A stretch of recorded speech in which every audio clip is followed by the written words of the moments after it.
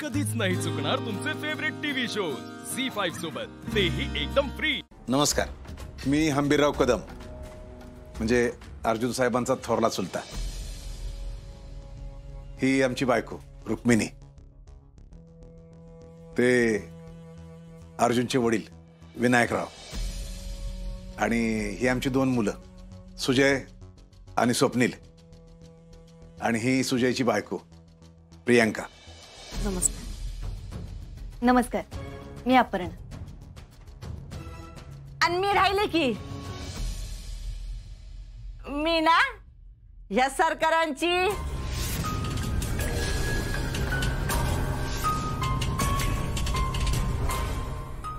मेहुणी। मेहुणी म्हणजे साली, आणि साली म्हणजे आधी घरवाली। आता ग बाय, तुम्हाला टेन्शन आलंय का? दमा सांगते। अहो म्हणजे मी या रुक्मिणीची बहीण, पण काय तुम्हाला येताना काय त्रास बिरास झाला नाही ना? अहो त्रास कसला, साताऱ्याहून तर आलोय आम्ही। आपे यांच्यासाठी चहा बघू। हो,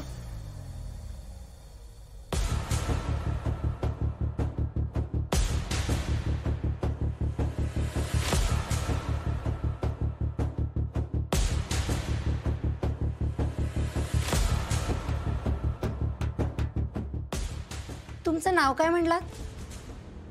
अपर्णा।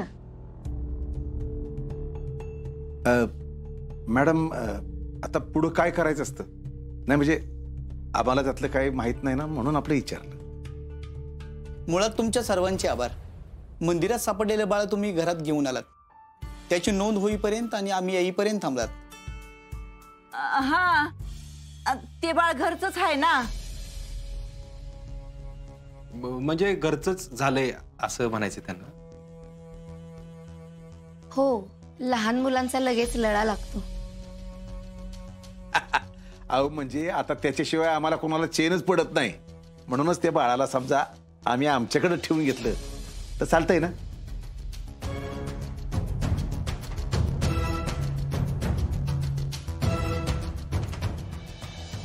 होय, म्हणजे बाळ घरात आल्यापासून आमच्या घरातलं वातावरण सगळंच आनंदी झालंय बघा। परत सगळेच खुश आहेत, आणि बाळाने बी सगळ्यांनाच लळा लावलाय हो।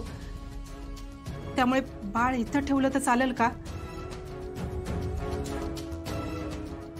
हे बघा, तुमच्या भावना आम्ही समजू शकतो।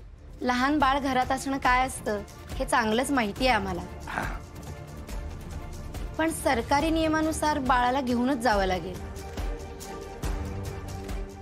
बहुतेक वेळेला असंच होतं, जिथं आम्ही जातो ना तिथं बाळाला द्यायला तयारच नसतात कुटुंबातले लोक, पण आम्हाला आमचं काम करावंच लागतं ना। मॅडम, पण तुमच्याकडे मिळणार नाही एवढं चांगलं आयुष्य त्याला इथं मिळेल, कुटुंब मिळेल। ते आहे बरोबर, पण आता नोंद झाल्यामुळे कस्टडी तर घेतलीच पाहिजेत बाळाची। बया बया, आता हेच ऐकायचं बाकी राहिलं होतं का? म्हणजे बाळाला पार तिकडे कस्टडीत टाकणार का काय? चला, छान छान तयार झालो आम्ही। कसं छान दिसतोय ना आम्ही? छान दिसतोय ना आम्ही? हं बाळा, पाहुणे पण आले हो।